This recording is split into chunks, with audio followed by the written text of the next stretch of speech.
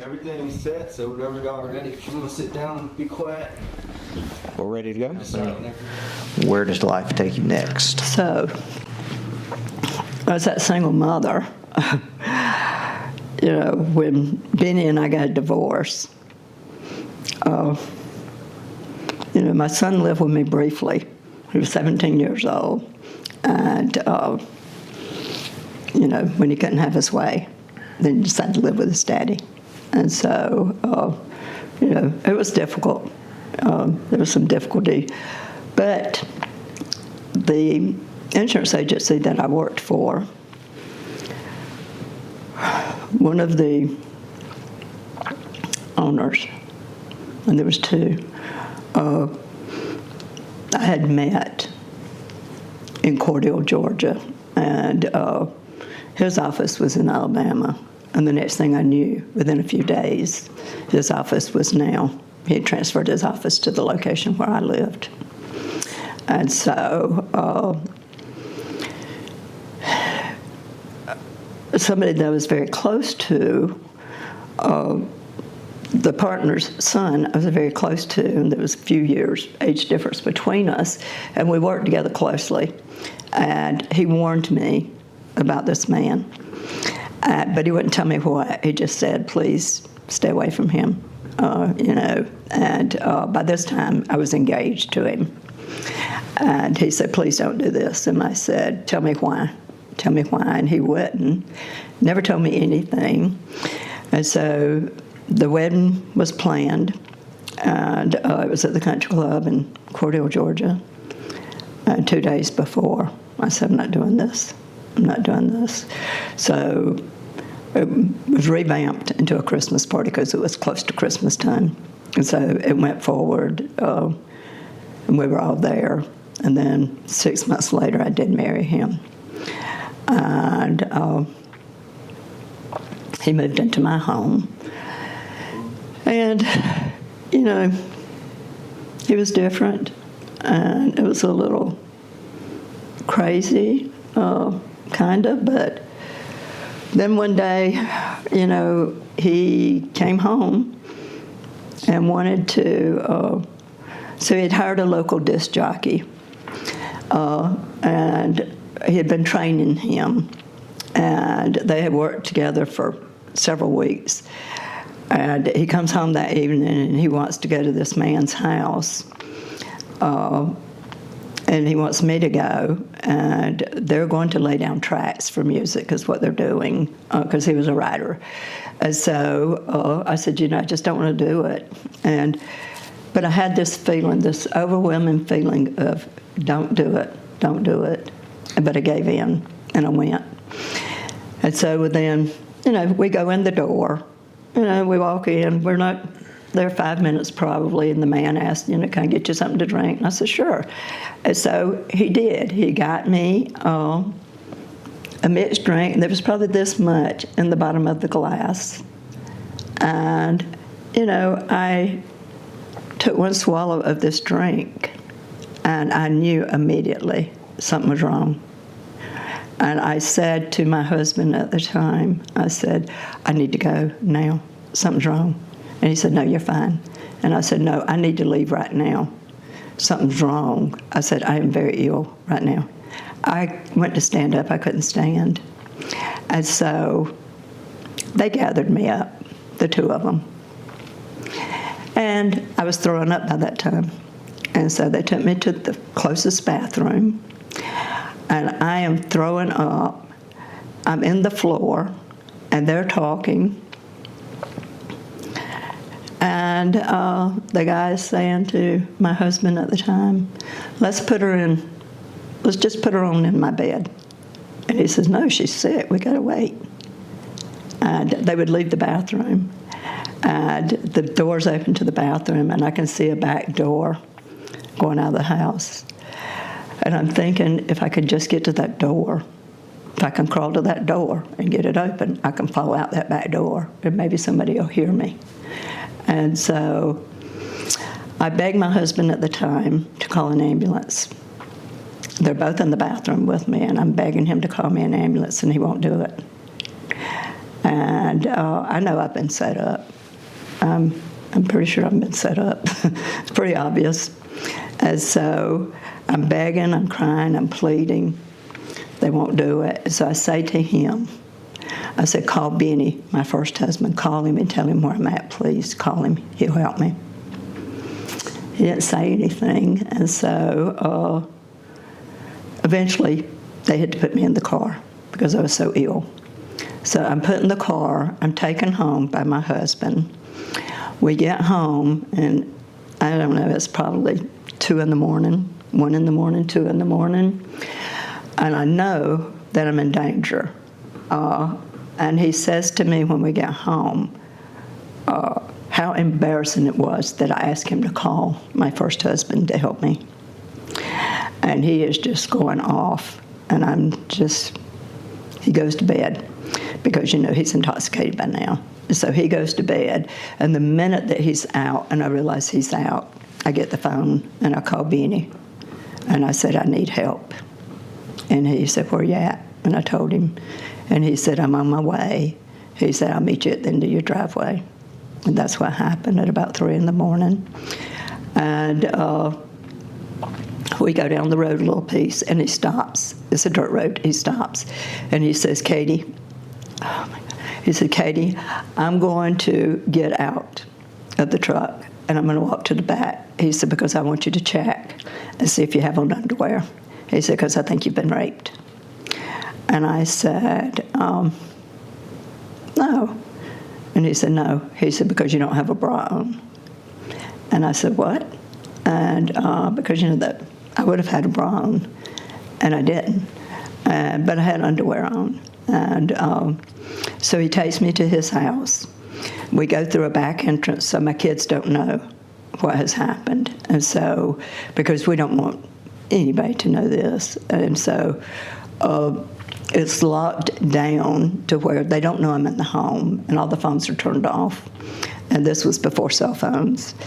And so at 9 o'clock the next morning, the phones are turned back on, and immediately the phone rings, and it's my husband. And he said, I figured I'd find you there. And I said, that's right, you found me. I said, and now I'm going to tell you, you're living in my home. And it's now 9 o'clock in the morning, and you've got to 12 o'clock to be out of my house, and I better never see you again. And I hung up the phone. In a little while, he called back. He was at the office, and he called back. I can't tell you what was said, only that he hung up on me. And I called back. And I said, don't ever hang up on me again. I said, you stay on the phone till I get through talking. I said, and if you hang up, I'm coming to the office. And when I get there, I'm going to kill you. And I meant it. And so within a couple of hours, the secretary calls me. And she said, Katie, and we were friends. She said, Katie, I don't know what happened. She said, but I know it had something to do with you. She said, and I just wanted to let you know, he is gone. His office is cleaned out, and he has left. She said, but we're no longer at the office. She said, the office has been shut down. She said, after you called this morning, she said they locked the doors immediately and sent everybody home. She said, so I don't know what happened, Katie, but could you do it again next week so we can all get to go home early? So I immediately drew up my papers, and I went to the courthouse, and I filed for the divorce. And so I did the divorce pro se. And when I got before the judge, because this man had damaged my car, and I had the company car, and I'd been using the company car, and I told the judge, I want the company car. And he said, it's yours. And I said, okay. And so I got the divorce. And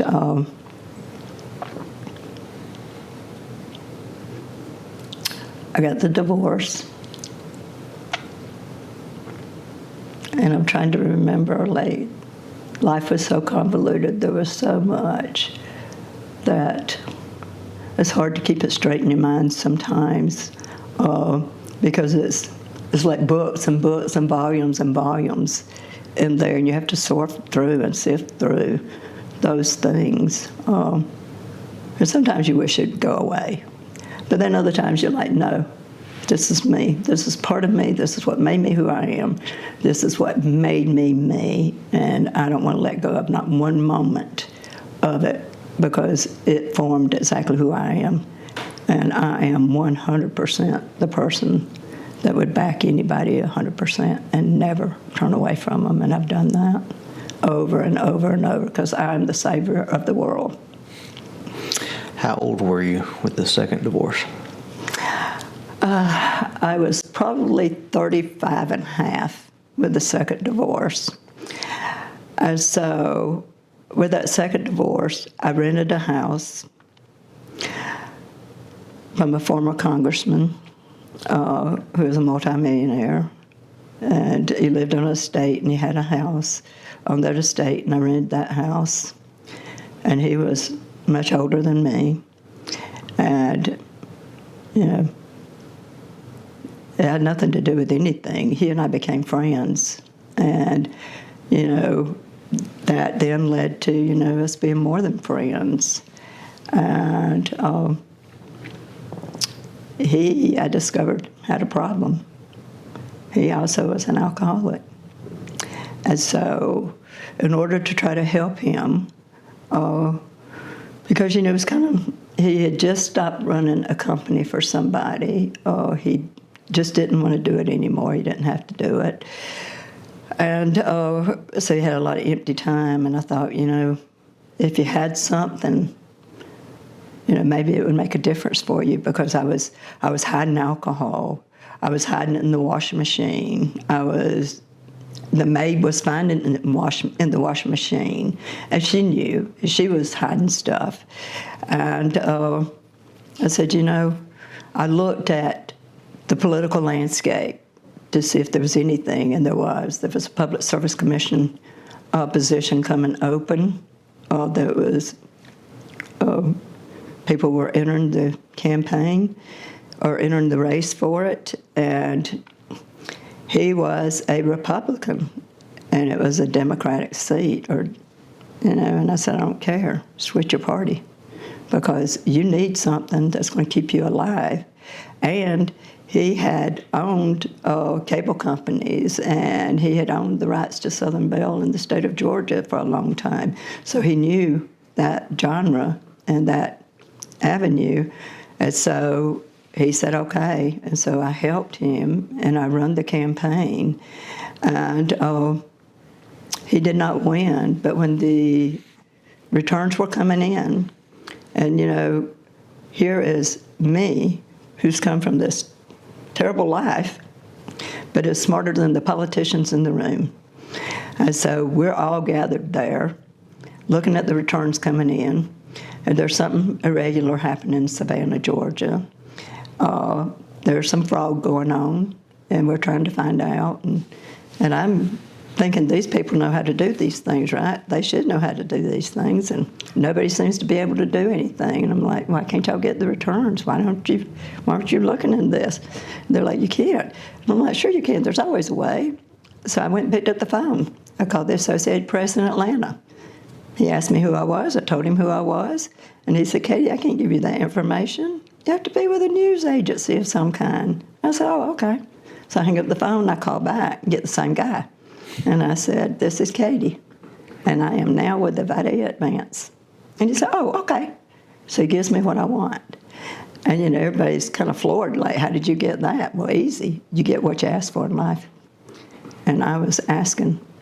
And so, you know, he and I went forward, and there was campaign debts, of course, and stuff. And, you know, of course, you want donations for those things. And he had an aunt that was very wealthy, and she lived in, you know, probably 60 miles away or so. And one day he told me, he said, you know, I'm going to go and pick up my aunt. She wants to see me, and, you know, we're going to go to the country club for dinner, and she's going to take and pay some of the campaign debts. And I said, oh, okay. He said, so why don't you go, you know, to dinner tonight, take somebody, you know. And I said, oh, okay. And so I leave early. I leave before he does, and I'm in town when he comes by, and I see him, and he's going in the wrong direction. And I think, where's he going? So, after a few minutes, when I finish doing what I'm doing, I go in that direction. And yes, I see him. And he's getting out of his vehicle at his old girlfriend's house. And so I think, well, it's kind of strange. And so, I go on and do what I'm supposed to do. And that night, we have goats, and we have a corgi, and the corgi just will not listen because there's coyotes at the goat pens, and I can't go out by myself to the goat pens because it's a distance from the house, and I just don't want to take that risk. And so I wait, and so finally I call his ex-wife, his ex-girlfriend's son, who I know very well. And so I called Terry, and I said, Terry, is John there? And he said, hold on, Katie. I said, John gets on the phone, and I said, John, you might want to come home.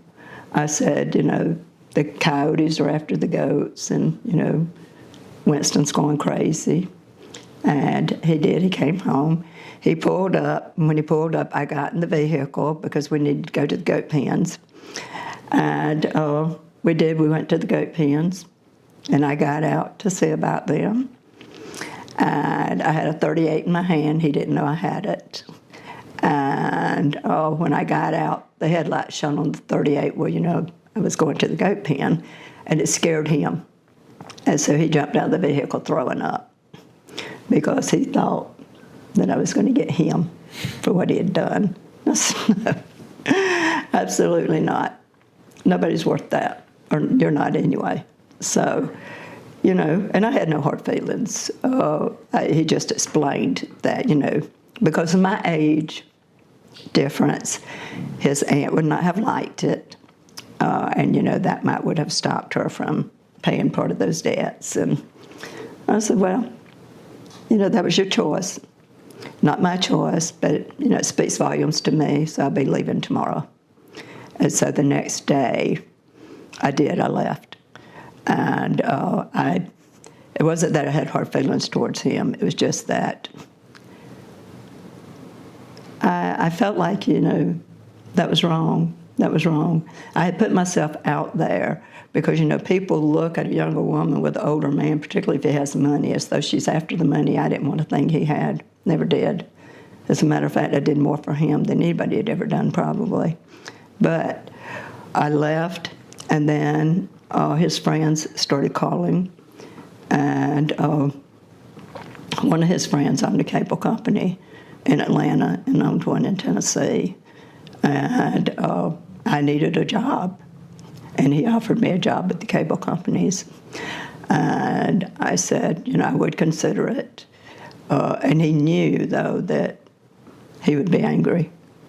His friend would be angry at him. But so he sent one of his employees to pick me up. It was probably a 4-hour drive. He come and picked me up, took me to Atlanta.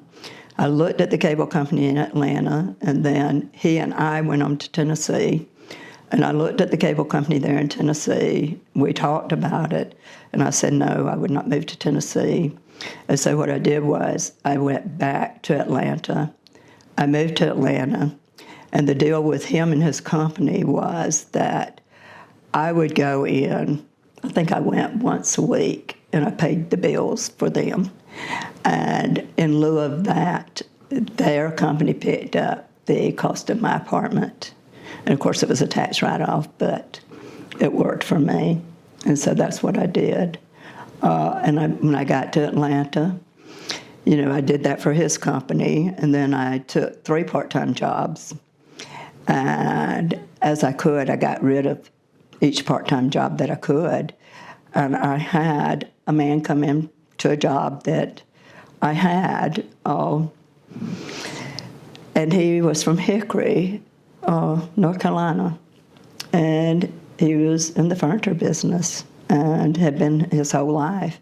And so he and his brother-in-law would come and try to recruit me to go to work for them. And I told him, I said, I don't know the industry, I don't know the business, not what I would need to know. And he said, I'll train you. He said, I will be your mentor. And so I took and put in my notice, and I worked both jobs. And then I worked exclusively for him, and we opened up an old Ingalls building and redid the building and turned it into a design center. And he trained me and taught me everything I needed to know. And I went to work for him. And I was blessed. God had put somebody else in my way and in front of me to help me. And he always had. And, you know, I think if I hadn't really thought about things deeply and been so deep in things, I might would have missed these people and these opportunities, and I might would have turned them away, or I might not have recognized the possibilities. And because I wasn't shut down, I was recognizing the possibilities. My friend from Thomasville, you know, we were just friends, we were buddies, we were pals. But one weekend, when he got ready to leave on a Sunday morning, he said, "Can I hug you bye?" And I said, "Yeah, I guess so." And I thought, oh, God, here we go again, because, you know, he would hit on me from time to time, and jokingly. And when he hugged me bye and he walked out my front door, it was not inside my head. It was outside of my left ear. There was an audible voice that said, "Marry him." And that was on Sunday morning. On Sunday night, which was not unusual, because, you know, there was like a 3-hour drive distance, and not unusual that he would call to let me know he'd gotten home safe.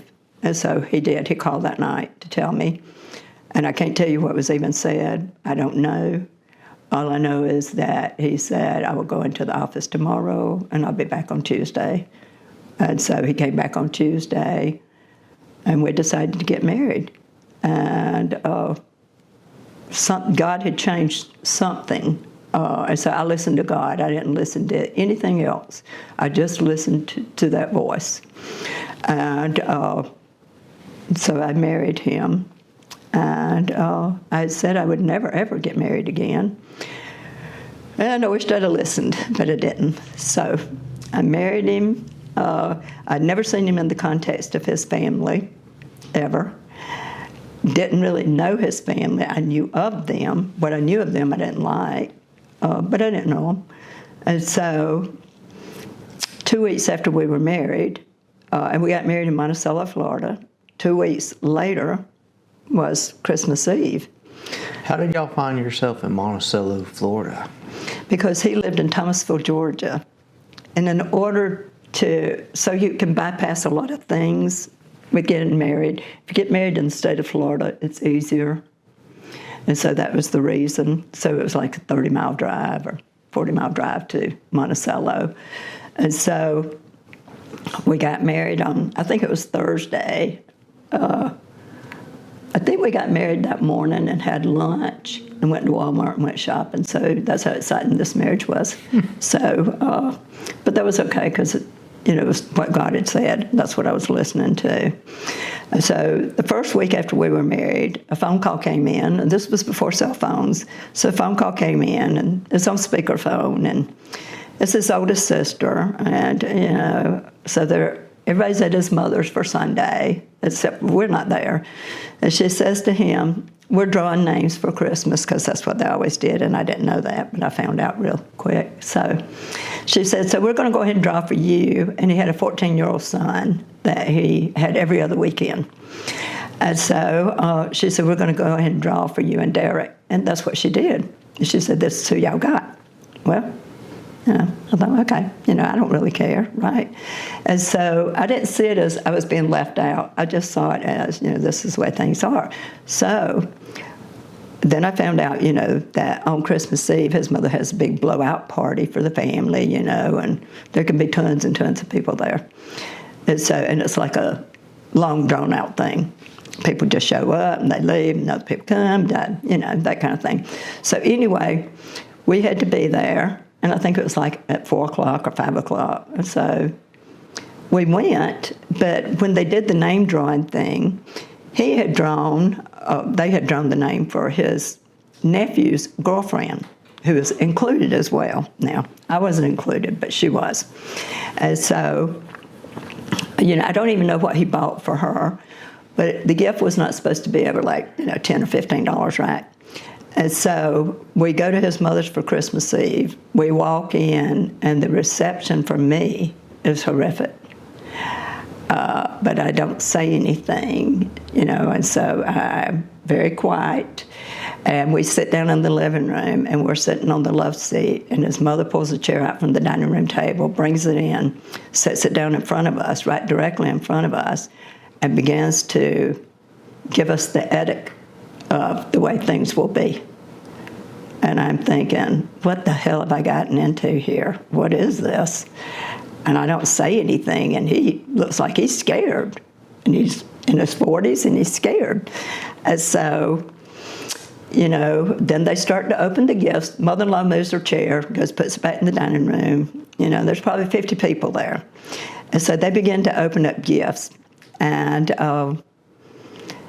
when his nephew's girlfriend opens her gift, and she's opening it, and I said to him, "Hey, that is my daughter-in-law's gift. That is my daughter-in-law's gift. Do something. Stop this now." Because it was in a very expensive jewelry box that I had bought her, and I had put a diamond ring in it. And this was the first gift that would have ever went to my daughter-in-law from me, because they hadn't been married long. And so he says to me, "Shh, shh, be quiet. Don't say anything. Don't say anything. I'll take care of it." And I'm thinking, what the hell's going on? And, nobody's doing anything as she's opening the gift. And so I get up and I walk outside onto the front porch. And it's probably 9 o'clock at night. And I stand on the front porch on December 24th, 1996, for about 3 hours. And in that 3 hours in the cold, some of his family circulates in and or circulates out to the front porch and then back in. And he had 2 sisters, and the younger one was exactly the same age as I was. And she came out. She said, "Oh, nobody else likes you, but I do." And I thought, well, how nice. And then one of his brothers comes out. And, I just got like a really strange feeling from the brother. That was about all. Like, what a jerk, what a moron. That was about it. And so, we leave that night. We go home. Nothing's done about my gift. And I don't know what my daughter-in-law has now received in the state of Washington, but I'm sure it's not good, because, it's $15 or under. And what a first gift from a mother-in-law. And as of now, I still don't know what she got.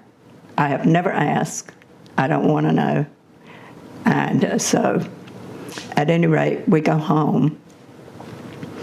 I ask him why, and he'll never give me an answer.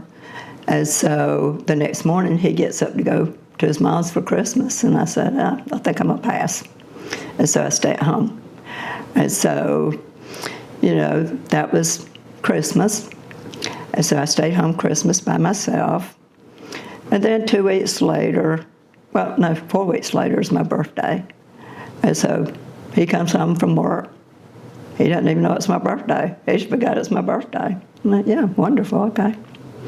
So, things roll on. But I do tell him I'm buying a house. He lives in an apartment. And I said, I'm buying a house. And I'm buying a house in 3 months. If I don't have a house in 3 months, I'm gone. It's just that simple. I'm not living in an apartment. And so we start looking for a house. His company has this, so he's very close with HR. He's very close with these people. And so they have almost like a profile for this company, like you buy in this area, or you buy in this area, and you buy this kind of property or this kind of property. And I'm like, yeah, well, none of that suits me, and I'm not doing that. And so I kept going to a cheaper, older house that I liked, that I knew was good, and that's where we ended up. Took a lot of almost head beating to get there, but we soon discovered that this was kind of a crazy thing. However, I try to do everything I can to make things work. And so any stove I picked out, we had to buy new appliances for this house. Anything I picked out he didn't like, he didn't want. Refrigerator, stove, everything. Finally, I just threw it in my hands and I said, you go buy whatever it is you want to buy. I'm not doing it. And so he did. And so that was kind of the way the marriage was headed. And so then, you know, I don't know, maybe a month or so, his mom calls and says, me and your sister-in-law are coming by for a house inspection. And he says, no, it's not a good day. I am redesigning the kitchen floor. And so I'm down on the floor with paints and stains and all kind of stuff, and they come anyway. And so they're not very receptive to me, and they're not very nice. And, you know, I don't really care at this point one way or the other. You know, I'll be nice to everybody, but I don't care. And so they were not nice, and they didn't stay long, and they left. And then, you know, it probably wasn't very long, maybe a month, and we get a phone call one day, or he gets a phone call. And it's one of his brothers. And it's the one that had decided to come out to the front porch a few times. It's him. And so he's never really spoken to me, maybe a half a dozen words. He doesn't know who I am. He don't really care who I am. And so he's calling, and so he talks to my husband, who is now my ex-husband, thank you, God. He talks to him for a few minutes, and he says, oh, let me talk to Katie. And so, you know, I'm sitting right there, it's on speakerphone, and I speak, and he goes ballistic on me. He starts cussing me and says, you know, get off your ass and help my brother with finances. And I said, excuse me? Listen to me, you mo. You don't know who I am, and you don't know where I come from, and I didn't come here to support no damn body, and I'm not supporting any man. I said, I hope you understand that and understand it very clearly. And I was still going, and my husband grabbed the phone, and that was the end of that conversation. He never said a word to his brother about what he said to me. He never addressed anything with his family. And so over time, these things got worse with his family. And he got worse with keeping his mouth shut and not defending me or standing up for me. And over time, because I do have some medical background, I began to understand that this was what I call, and what was used to be called a long time ago, there was a psychological term called whipping boy. And that's what he was. He was their whipping boy. And if he didn't toe the line and let them do whatever, he would have been an outcast. And so as time went on, you know, I noticed that he would try to throw me under the bus in front of them in order to gain points. And when he did that, I called him down on it. Wasn't getting any feedback, really, of anything positive. And so, you know, I had bought a house, the first house we bought, because I knew what I was doing because I'd been in the interior business. And so I spent 5 years redoing that house. And at the end of 5 years, and I bought another house and then sold that house. And, you know, that kind of was the way it went.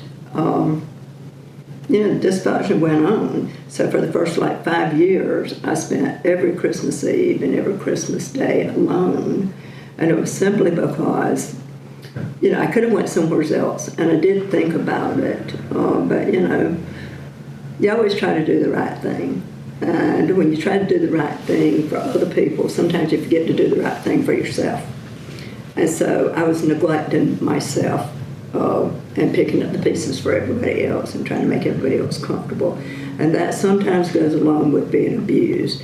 You always want everybody to feel comfortable. And so that was kind of like my little thing in the abuse. I wanted to be sure everybody was comfortable and happy, and, you know, I didn't matter, they mattered.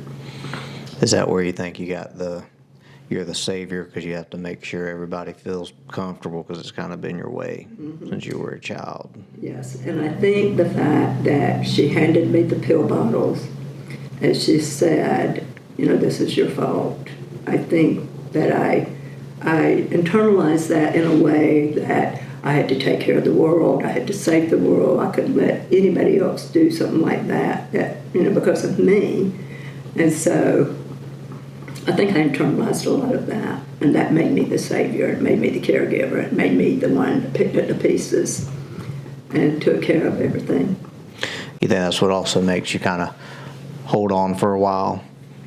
Like with your first marriage, Yes. he started drinking, Yes. and you kind of held on Yes. maybe longer than what you might have wanted. Yes, absolutely. It makes you hold on. It makes you try to fix other people. It makes you try to fix their problems and who they are. And you can't do that, really. They have to fix their own selves. And so you put yourself on the back burner, or I did all the time. So it was always about everybody else. And so my husband, who was very dysfunctional in his family, very dysfunctional, the whole family was, he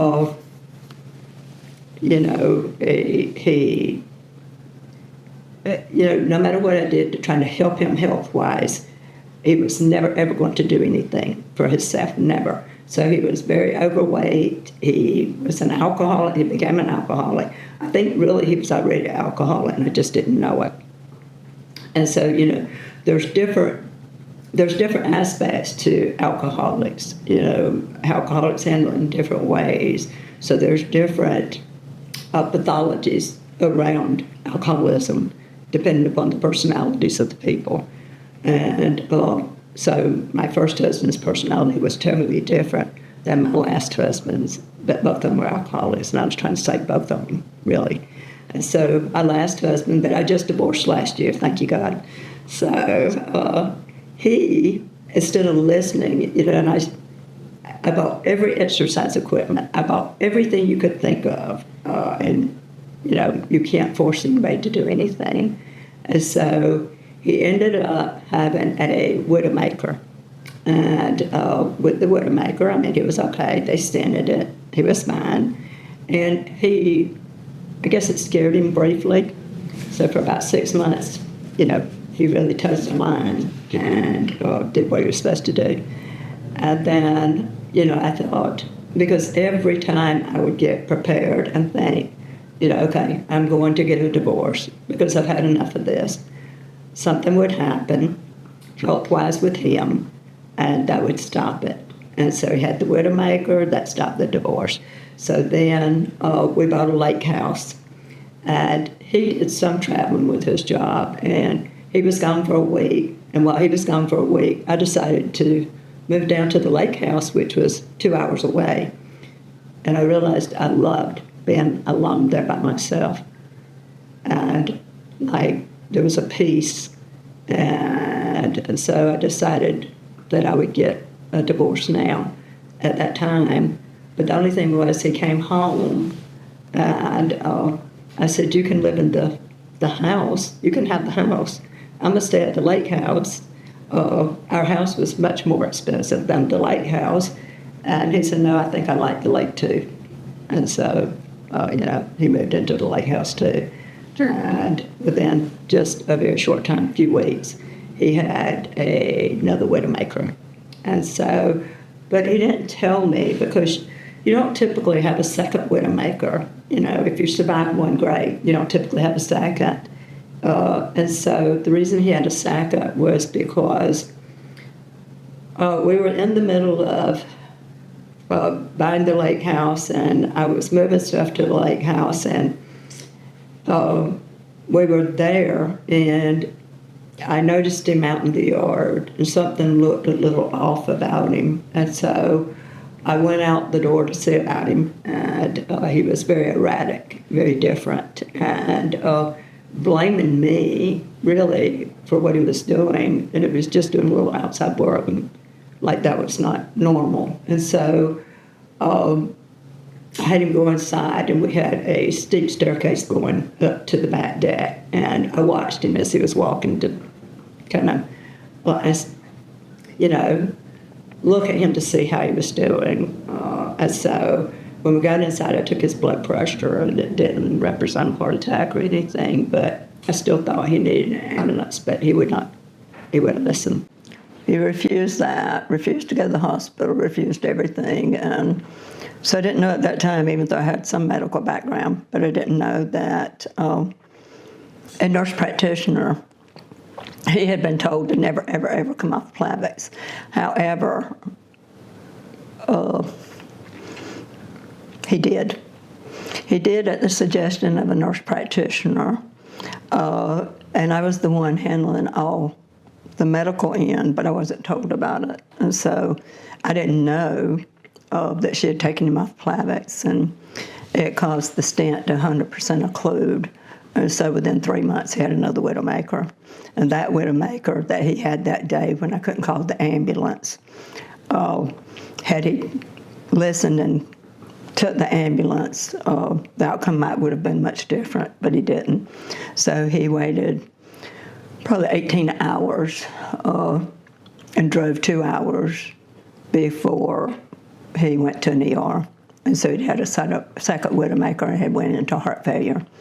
And so they put a life vest on him to keep him alive long enough till they could get him strong enough for surgery. And so he wore the life vest for about 3 months, and then they did a surgery.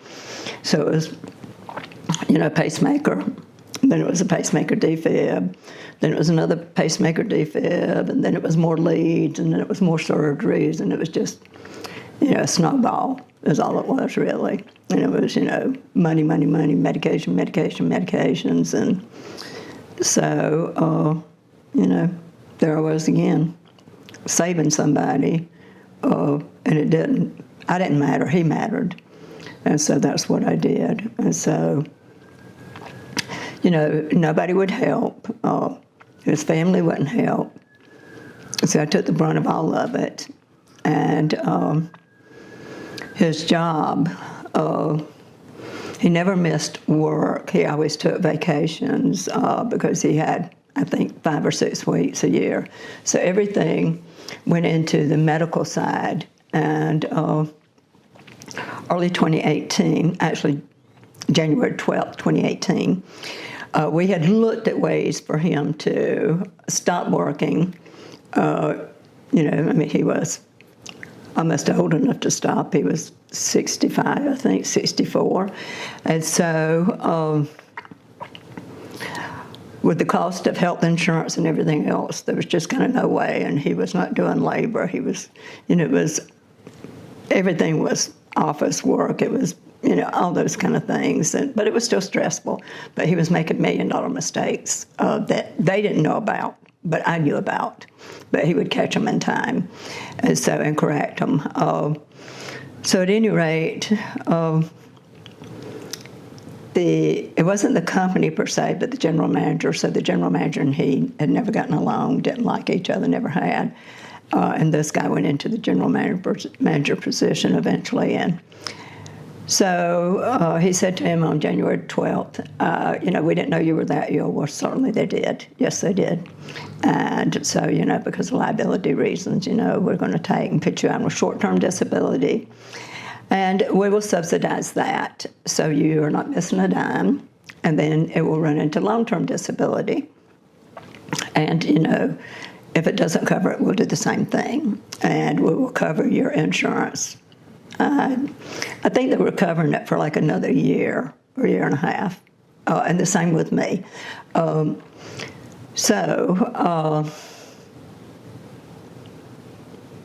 that point, that I had never liked living where I lived. I hated the area. I hated the town. I hated the fact that I didn't want to be anywhere near in any vicinity to his family to begin with. And so, I had always wanted to leave that area. That was a perfect opportunity. And so when he went on to short-term disability, everything worked fine in the beginning, but I said, I'm ready to leave. And so I sold my house, and I moved back to St. Simon's Island. And I bought a house on the same street that I had moved away from all those years ago to marry him. And stupid me, I should have kept the house, but I didn't. So I moved back to the same street and loved it. And it was a 2-story home. I opened an Airbnb on the ground floor. and I was booked solid. And then woke up one morning and he said, I have a GI bleed. And I said, really? How bad is it? And he said, well, pretty bad. And he's on blood thinner. So I said, we have to go to the ER. So went to the ER. And that ended in an 11-day stay in the hospital where I never left him in the hospital alone, never. So I would stay in the hospital, I would sleep in the chairs, whatever I had to do because I just didn't trust, and I still don't trust, that people do what they're supposed to do. And so I pick up their slack. And so I did that, and, I was burning the candle at both ends by taking care of him, taking care of the Airbnb, and he went home eventually after 11 days.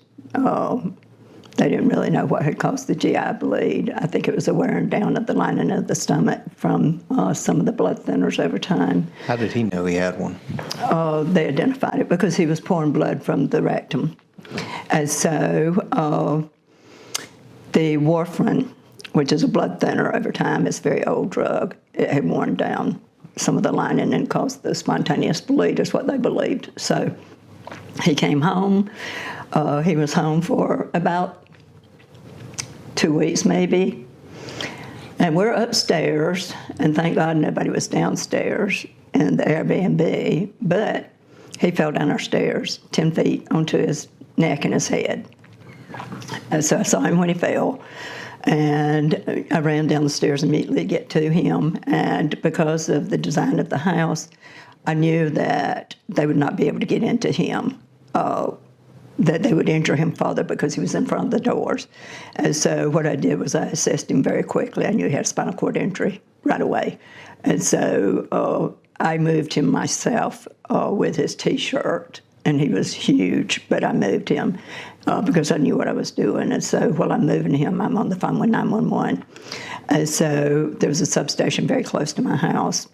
And ambulance and fire truck arrived within less than 5 minutes. The only thing was that the 4 people that arrived in the truck and in the ambulance were morons.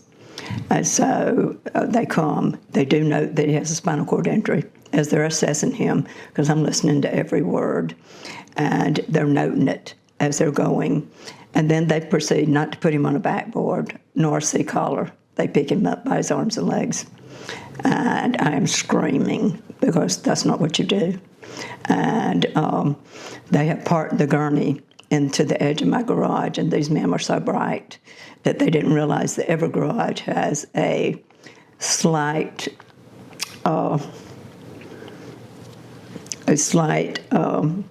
elevation to keep water from coming in when it rains. And so they've got it parked there, and they forgot to lock it down. So as they're trying to pick up this big man by arms and legs and get him on the gurney begins to move. And so I have to get in between and lock the gurney down with my legs, holding it with my legs to keep it from moving. So we get to the hospital where they don't have a clue. They don't have a clue. And so after about 5 hours, they do a CT scan, and the doctor knows that there's something, and he wants then to have an MRI, but they don't ask me, and they have his records. And the nurse begins to pull him out, and I'm like, no, what are you doing? And she tells me, and I said, no, he can't have an MRI. He has a pacemaker defibrillator, and it's not conducive to your machines. And she said, well, it doesn't matter. That's what the doctor said. And I said, no, it does matter. And so I said, you go out there and you tell that moron that's posing as a doctor, I said, get his ass in here because I want to talk to him. And he wouldn't come because he knew. And so they were going to release him. They had over-medicated him, and he couldn't walk anyway. And so they brought a hospitalist in, and when she came in, she said, absolutely, he cannot be, discharged, and y'all have over-medicated him. So at any rate, they admitted him early the next morning about 5:36. The room's full of people, and they're beginning to try to unhook stuff, and I'm like, what are you doing? It's a neurosurgeon. And he says, oh, I'm taking him to OR, to surgery. And I said, no, you're not. And he said, no, we're taking him, we're going to look and see what's going on. And I said, no, you're not. And so he told me, he said, well, if you don't let me do it right now, I'll have to wait a month till the swelling goes down. So you're not doing anything. So he stayed in the hospital there for 11 days. They had no idea what they were doing. They had no idea what was going on. They would not transfer him to the Mayo. And so after 11 days, they transferred him to a nursing home on the island, where years ago I'd made a huge mistake. The huge mistake was, I had often looked at that nursing home and said, if I ever had to be in a nursing home, what better place to be in a nursing home than on a beautiful island? Wrong. So he ended up in the nursing home.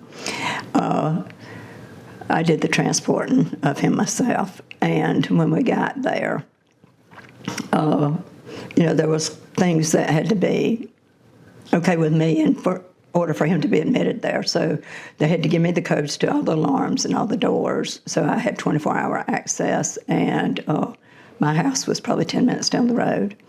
And so as he's admitted, I tell him I'm going to run home and get a shower, and I'll be back shortly. And so he's already in the room, and he tells me, he said, and it had been a while, he said, I really need my pain medicine. And I said, okay. So I went to the nurse's station. I told the nurse, I said, he needs his pain medication. And she said, oh, no, he's not getting any more pain medication. And I said, no, he is getting pain medication. And she said, no, doctor's pulled it. And I said, so who's the doctor? Name, phone number, all those things I need now. And she couldn't produce them. And so she says, because I won't stop, she said, go to his room, and I'll be there in just a minute. Well, I went to his room, and she came with the medicine. And she said, oh, I made a mistake. Here's his medicine. I said, okay. So I run home to get a shower, and when I come back, he's like a frightened child because he's medicated, and he's in this position. And he says to me, and, in a very childlike voice, that nurse came in as soon as you left, and she was kind of like threatening me. And I said, what do you mean? And he said, well, she says she's going to take a needle and go up underneath my skin and just wiggle it around. He said, I'm not sure what she was talking about. And I said, that's all right, I'll take care of it. So I went down to the nurse's station, and I said, he told me you came into his room when I left and that you said these things. And I said, the only thing I could figure out that you were talking about was an old TB test. I said, and she said, yes, that was it. That's exactly what I was talking about. And I said, well, he's not having it. And she said, oh, no, that's protocol here. And there was probably like 10 people standing around the desk. And I said, no. And she said, isn't that right, y'all? And everybody said, mm-hmm, mm-hmm. And I said, yes, that's right. It's protocol for y'all, not protocol for him. I said, so anything goes through me. Anything. You don't do a thing without it going through me. And so for that reason, I would not leave him. And I already had shut down all of my my reservations for the Airbnb because I knew I wouldn't be able to go forward with it. And so there was one last couple in there. And that's the only reason he didn't go home at that point. So we had 3 days in the nursing home. They were checking out on Sunday morning. Now, keep in mind, his family never helped me. They never showed up. They never did a thing. And so I take that back. The one time they did show up, they wanted to stay in my home, and I said no. And so, and they had money. They could have gotten a place, but they chose not to, and so put me in a very bad position. And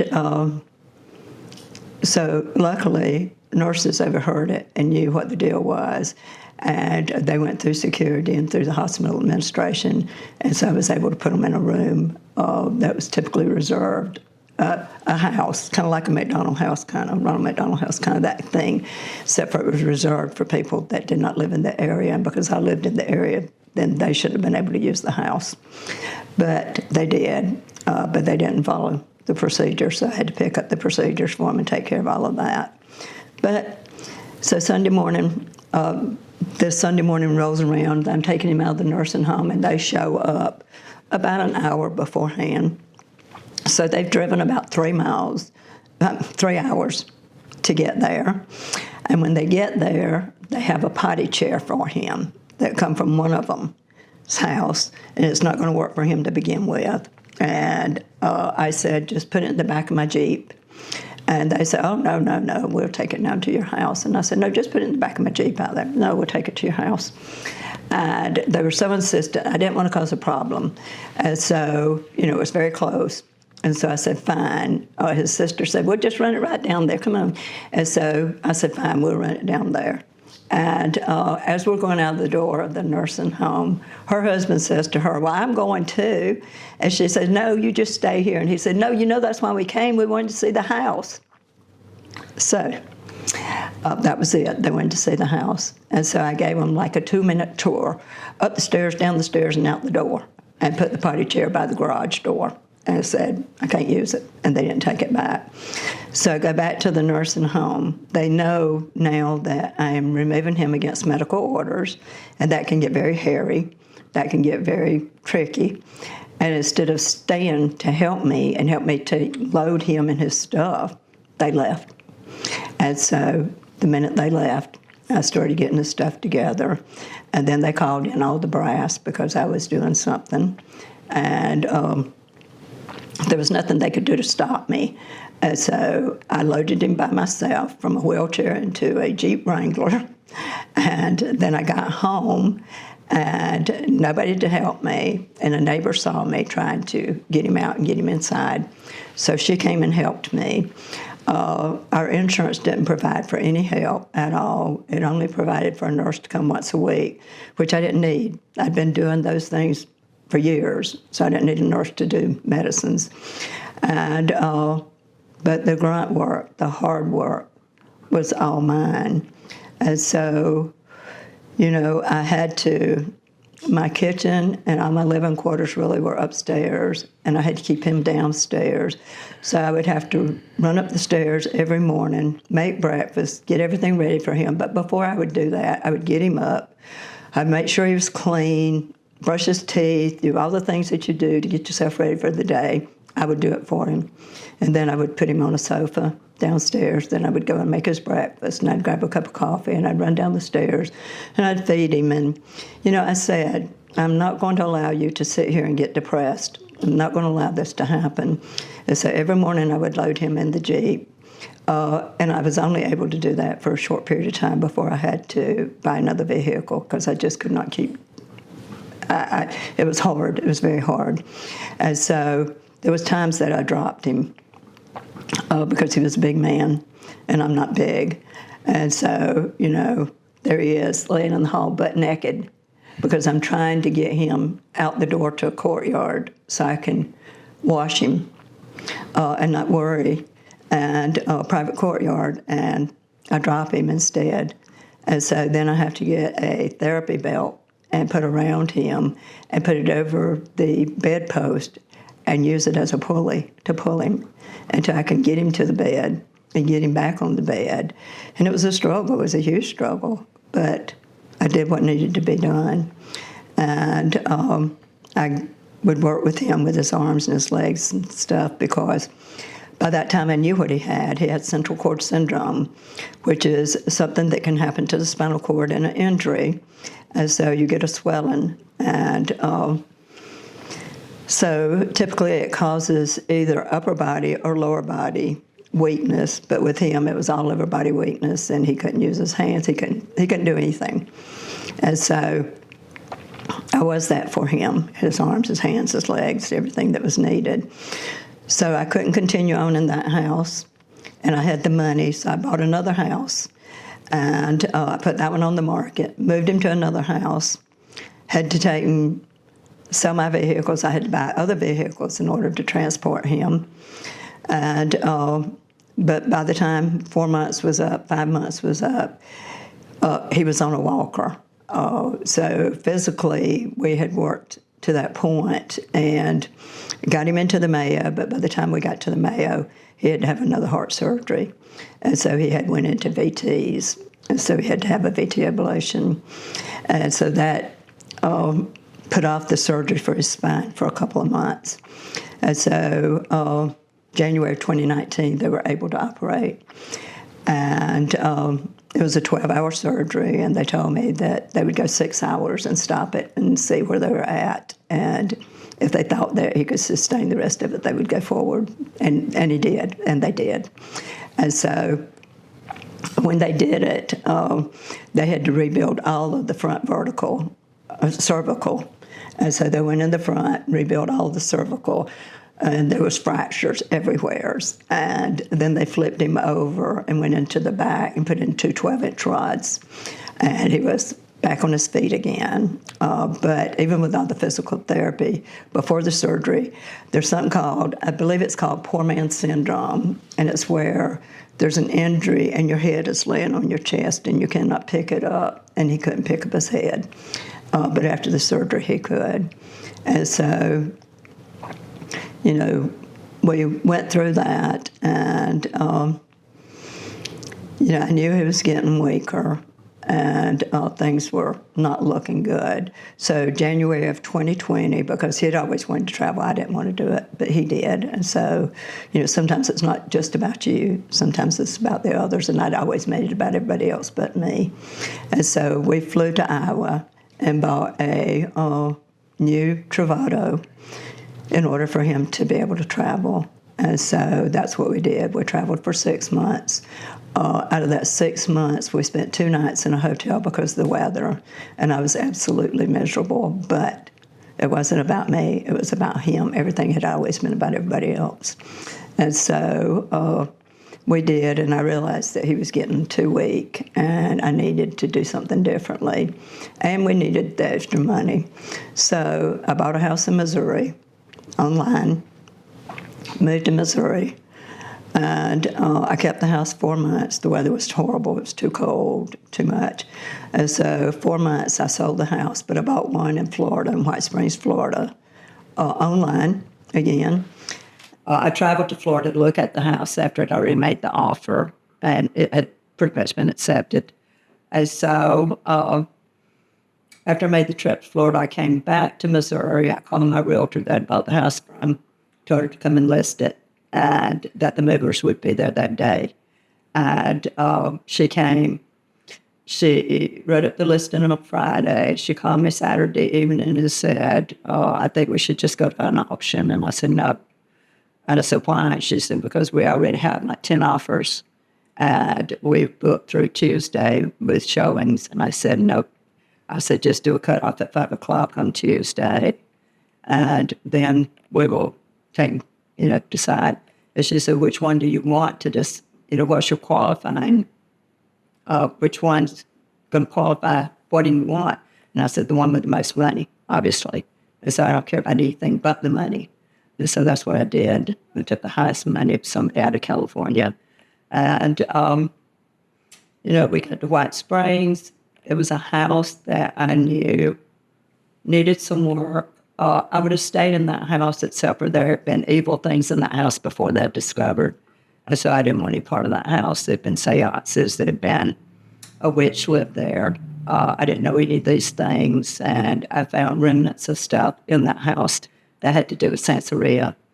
And so I knew that I was just going to clean it out and try to get anything evil that could have been left in it out and flip it. And that's what I did.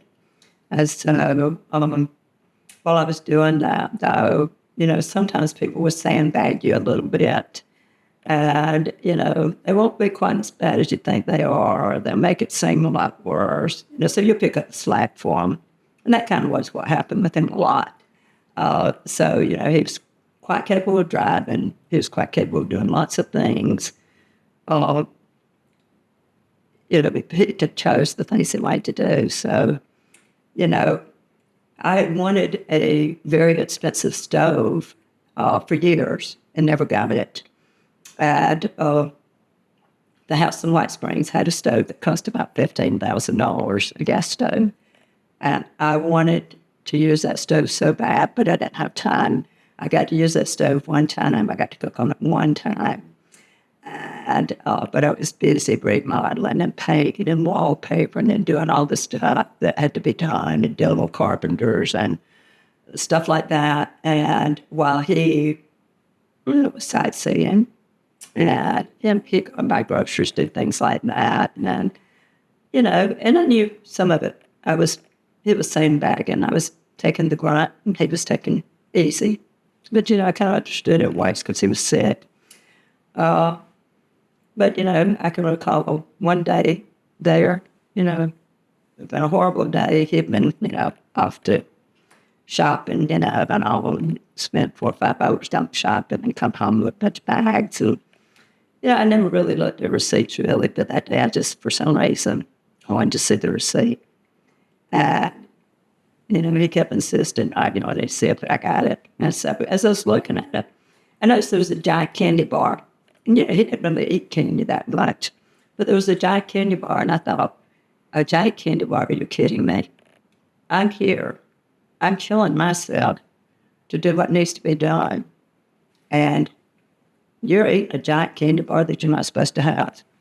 And so I asked him about it. He said, oh, no, they made a mistake. I didn't do that. I didn't do that. And I said, are you sure? No, I didn't. They made a mistake. And I said, how'd they scan a mistake in? And so then as I'm looking, I see 3 giant candy bars. And he said, see, they really made a mistake. And I said, yeah, they really made a mistake. But it's all got 3 different scan bars, too. And so he said, no, I only got 1. I'm like, no, you got 3. And so he blatantly lied. I went out to the truck, and there was the wrappers. And I thought, here I am, I'm killing myself. He's sandbagging. And, I still did it. And so, I sold the house. And, I was scrambling because I needed to get him somewhere. And I knew that he was getting worse. And so I found a house on St. Simon's that was never rented, a condo. And a professor in Kentucky owned it, and I rented it from them. And I rented it for 2 months, so I'd have time to find another house. And so I did, but the market was crazy. So I ended up with a 3-story condo. And I knew over long term that wouldn't work for him. So I knew I had to put a lot more money into it. So I knew I had to put a private elevator in. And so I did. And that was another nightmare. But, once I got the elevator in, he was getting much worse. And so I went back to his original cardiologist with him and said, in Thomasville, Georgia, what's the answer? Because, obviously he's much worse. And he said, well, there is no answer. So I said, there has to be some kind of answer. And he said, a transplant. I said, what do we got? And he said, well, I could send him to the Mayo. And I said, make the call. And so he did. And so we went to the Mayo. And when you go to these transplant places and you try to get on these lists, you have to jump through a million hoops because you have to be the perfect candidate because they only want success. So you got to have a perfect marriage. You got to be the perfect person. You got to have the perfect family. You got to have the perfect background or you're not deserving. And so with that being said, I had to make things perfect. And so I did. Don't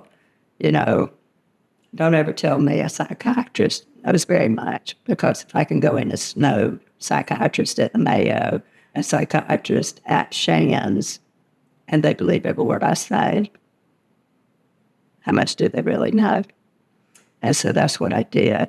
Was it hard? It was very hard. But, in it, there was a lot of things. There was a lot of messages from God. I was in Jacksonville one day, and I said, I just don't know that I can keep doing this. I just don't know that I'm strong enough. And as I'm saying it, a car passes me, and the bumper sticker says, just do it. And I laughed, and I said, God's speaking to me, and he's telling me that's the reason I just saw that sign. I said, and whoever steps up to the plate thinking they're strong enough or good enough to do anything, we just have to do it. And so that's what I did. And, one day in the Mayo, we were in the office, and the schedule was very tight. And we'd been there for 3 or 4 days already. And, he's worried, and he says, I don't know where that next office is at. It's so far from here. The time's short, and I don't know if we can find it. And we were the only 2 people in the whole office. There was office workers there behind the desk. And as he's talking, there's a piece of paper laying beside me in the chair. I reach over and pick it up. It's a sheet of paper. And I don't even know why I reached over and picked it up, but I just picked it up. and it was directions to the palliative care, which was the next appointment he was so worried about. And I said, well, here's your answer. And so did God provide that answer? Yes, he did. He provided it. He put it there because I was so short at that time with time, with just everything, that I don't think I could have taken another moment of questioning or another moment of a problem. And so that's what we did. And so that meant that I had to find another location because even though he was on the transplant list at the Mayo, I didn't hold a lot of faith in the Mayo, and I still don't hold a lot of faith in the Mayo. The Mayo had made quite a few terrible mistakes with me. And so the doctor, the transplant doctor, and the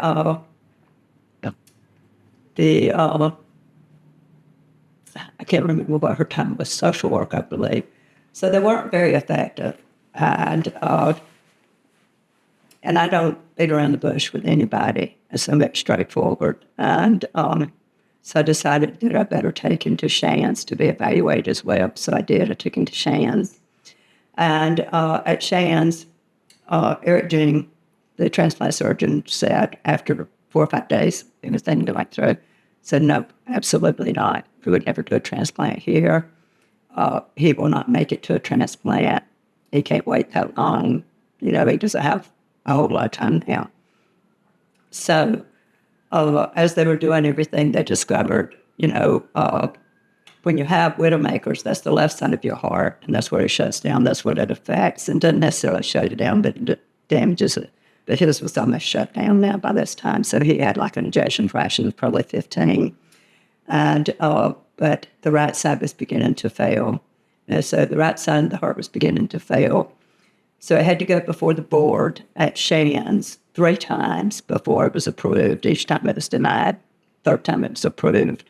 And so, that's what we did. We went forward with that at Shands for an LVAD, which means he has to plug into the wall at night for power to run the LVAD. And in the daytime, he has battery packs that he has to wear. And so he's always on battery or electric power. And, that was okay. It was saving his life. That's what he wanted. I would have chose different, but that's me. But all the choices were his, and I backed every choice. And I did everything flipping houses to try to make the extra money to make up because of all the medical.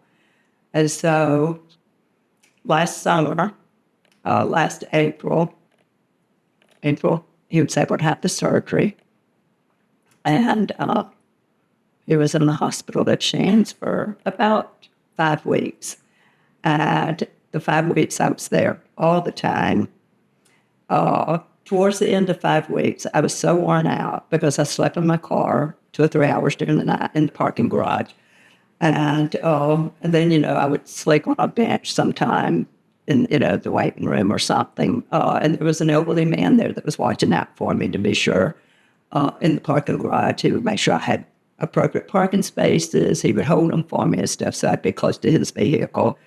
And so towards the end of it, I left Shands one morning about 10:30 because I was so exhausted and I had to go to Lake City for something.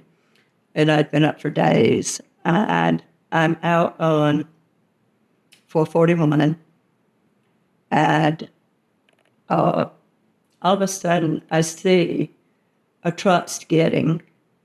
Like in my rearview mirror, I see a truck and it's skidding.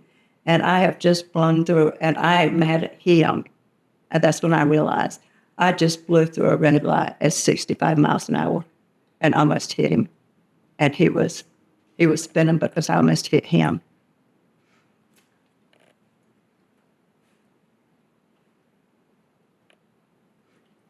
And so,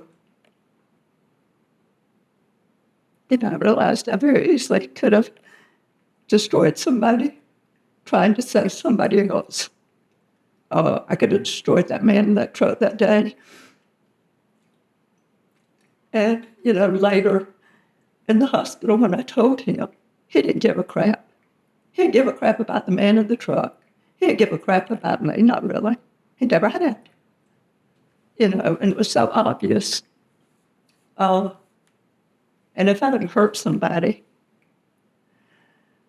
I couldn't have lived through that. So I thank God that he saved that man, saved me.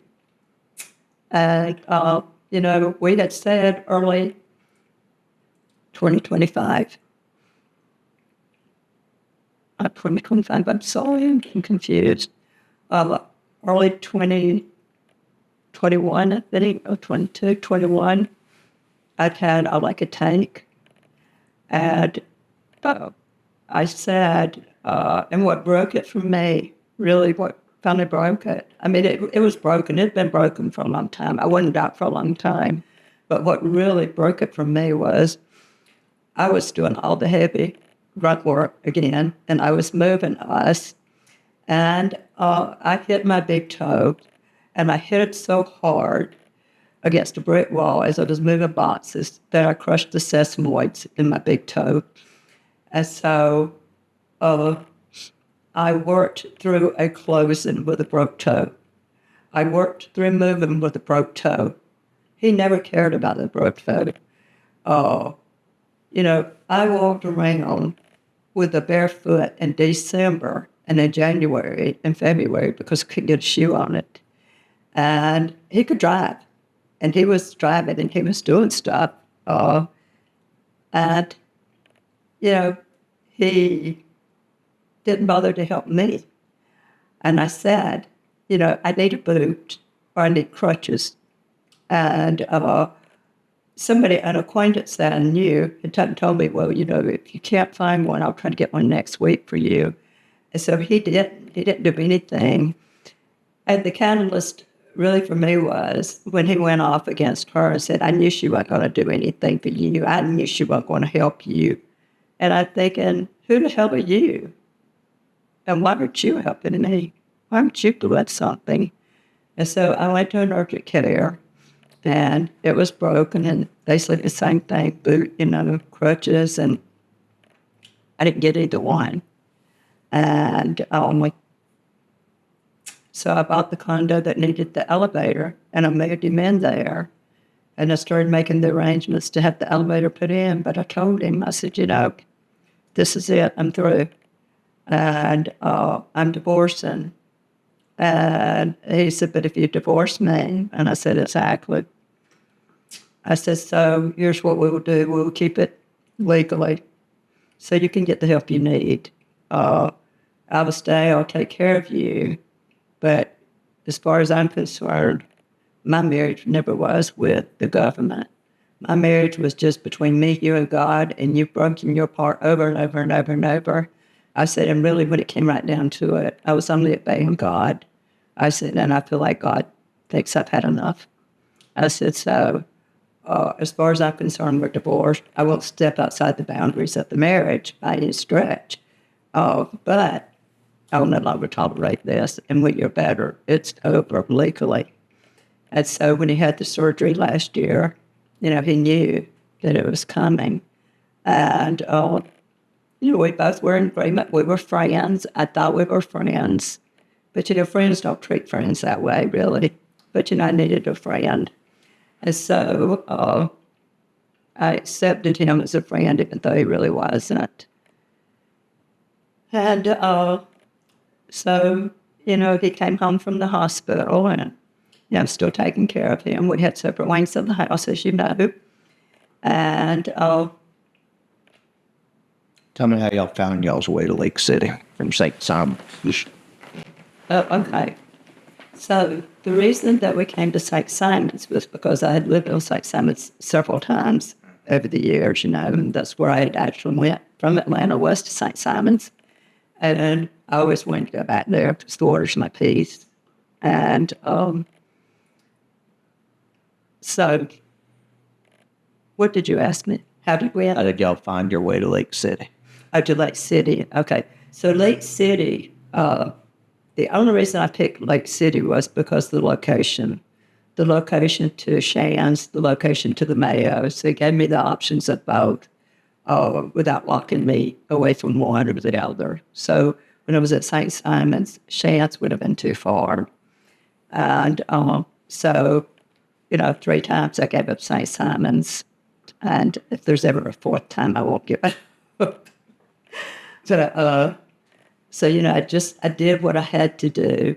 And so after he came home from the hospital, we got the divorce on August the 4th last year in the middle of a hurricane. And the courthouse was actually closed. We did it by Zoom. And it was a local judge, and she was on Zoom at home. And as we're sitting at my desk, and we're sitting side by side, because I will be friends with anybody for as long as I can, until there's a complete breaking point.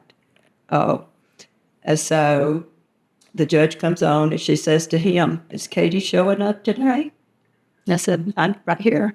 And she started laughing. She said, "This is a first."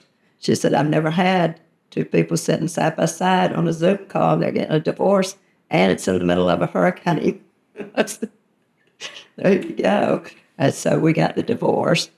And my deal was that I am his friend, and I had told him that I would take care of him for as long as necessary, no matter how long that was, and I would provide whatever I needed to provide. So if he ever run out of money, I would take care of him, and I would do whatever needed to be done. Now, that being said, I'm not so sure today that I would do that. I would do what God calls me to do, and that would be all I would do. And at this point, God's not calling me to do anything else for him. And that may be detrimental to a lot of people's thinking. And that's okay, because I have my own personal relationship with God. And I know where I've been, I know where I'm going, and I know that he doesn't want me to put up with anything else. And so I've had people make judgment calls, the past year about the fact that I got divorced and the fact that his health. Some people see it as I'm a horrible person. I see it totally opposite. I see it as I'm a very good person. I'm a very good person for putting up with very bad people for a very long time and doing everything that I could do for them. And so in the middle of this, I wake up one morning and, and I can tell you lots and lots of stories about lots and lots of instances with God where he steps in.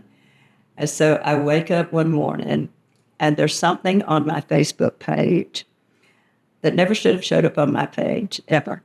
And how it happened is almost an impossibility. But it's a conversation between him and some local moron within the vicinity, I guess, of 100 miles maybe. And he is on there, and he is throwing me under the bus, saying I'm a horrible person, and how I've taken advantage of him, and how he's so sick, and, how I'm throwing him out of the house, and all of these things. And the minute I see it, I have a temper. And I opened the pocket door to the side that he was on. I went in, and it was probably 5 in the morning, 5:30 in the morning. And I turned on the lights, and I said, "You get up and get the hell out of my house, and I mean now." And I threw him out of the house because him and this guy was back and forth about women and how this is one of the lies he told about me on social media, was that when he met me, I was married, and that I was married for 3 months before he knew it. And every bit of it was a lie. Every bit of it was a lie. I'd been divorced for years, and I didn't like it, and so I threw him out of the house. And, the next day, I get a phone call. Yeah, did he need to be thrown out of the house? Yes and no. But the next day, I get a phone call, and he's in the hospital at Shands.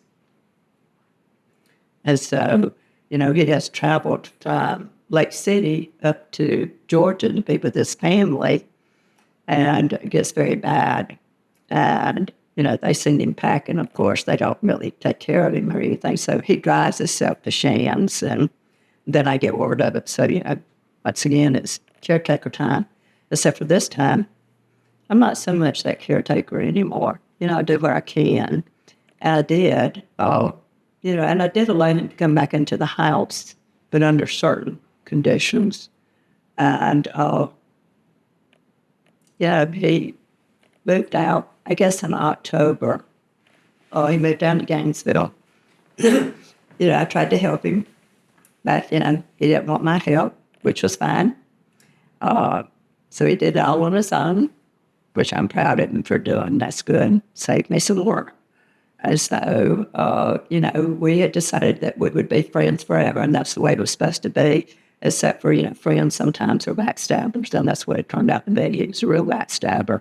And so, I ended up with a house. I begged him to take it. He didn't want it. I didn't want it. I got it. And lucky me, though. So, yeah, it turned out good for me in the long run. Hate it for him, but, So, I did what I was supposed to do. Covered a lot. Like I'm stuck, yeah. Covered a lot. All throughout the time you were taking care of your husband, you were going through all of that as well. So it seems like ever since you were a young child, you've always been a carer. So what I would like to ask you is, through all the trauma that you've been through, what made you never give up, made you keep pushing forward to look for a better life?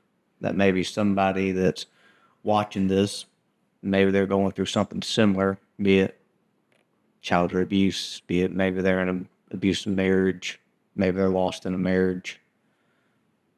What kept you going?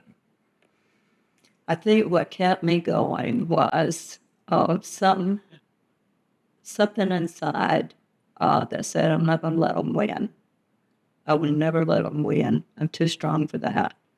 And that, I knew God was there, and I knew that just singing that song, Jesus Loves Me, was such a comfort to me. And that, it's amazing that if you stop long enough and you just really get really quiet with yourself, and you just look within, that you're not alone, that God's in there. And all you have to do is just dig deep and call out to Him. And He will rise to the occasion every time.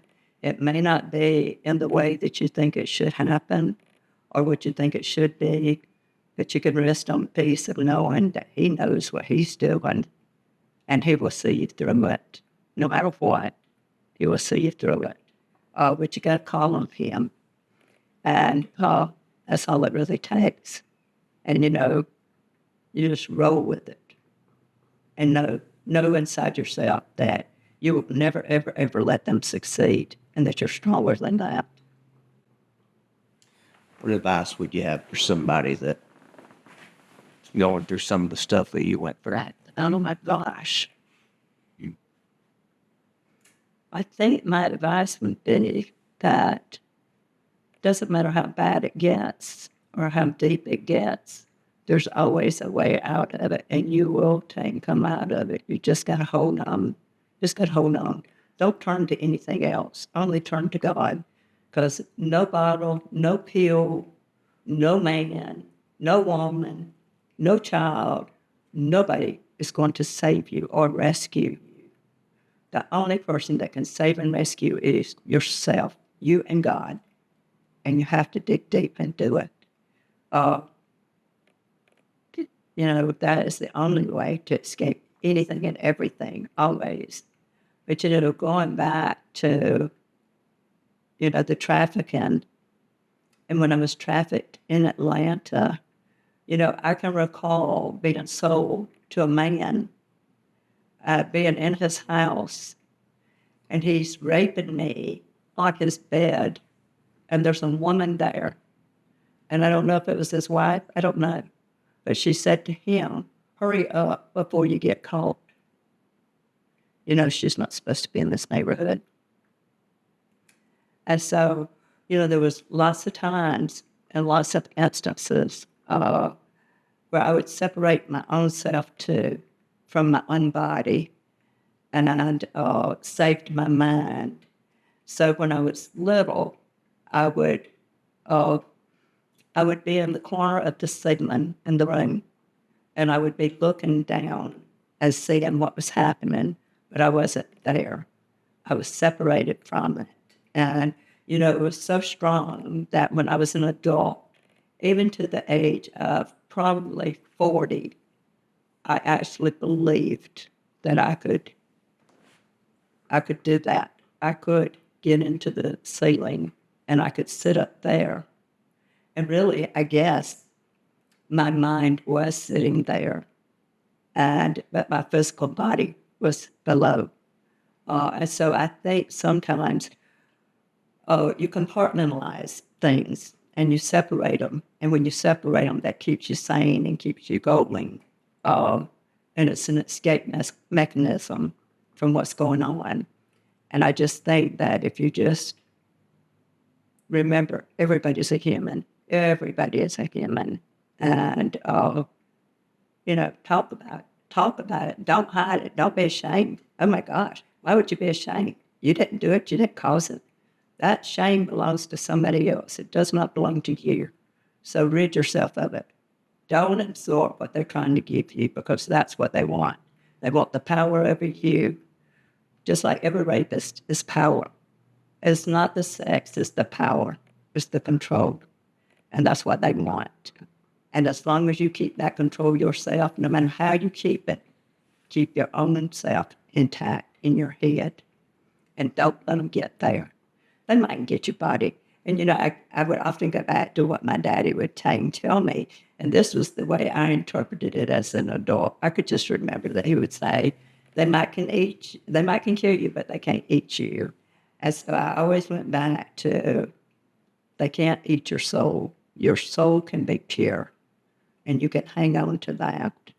That's something they can never, ever, ever touch, no matter how hard they try. And so, you just dig deep and know there's always help out there. There's always somebody somewhere that understands, that's been there. And that's the problem. There's so much stigma attached to the people that have been abused. We have nothing to be ashamed of.